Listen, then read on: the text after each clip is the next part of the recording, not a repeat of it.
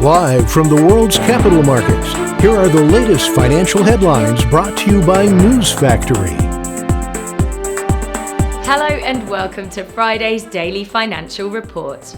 The dollar-yen pair corrected downwards in the last session, falling 0.2%. According to the Williams indicator, we are in an overbought market.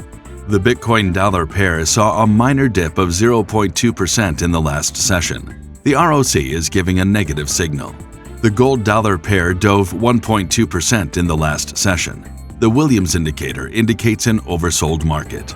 The oil-dollar pair skyrocketed 2.7% in the last session.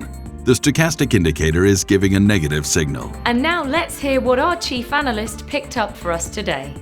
Asian share markets slumped and European stocks were poised for a lower open after Federal Reserve meeting minutes pointed to a faster-than-expected rise in U.S. interest rates due to concerns about persistent inflation.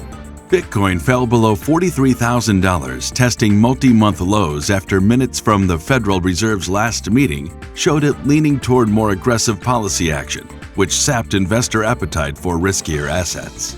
The U.S. dollar took a breather in its climb towards a 14-month high after riding the tailwind of minutes from the Federal Reserve's December policy meeting, which bolstered interest rate expectations. Those were today's major economic events, and now moving on to world financial headlines.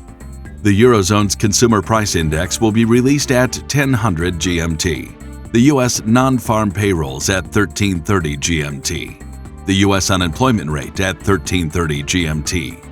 Japan's CFTC JPY NC net positions will be released at 20:30 GMT.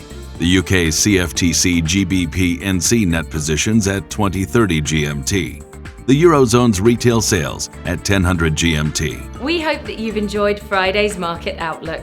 On behalf of all of us here, we wish you a productive trading day.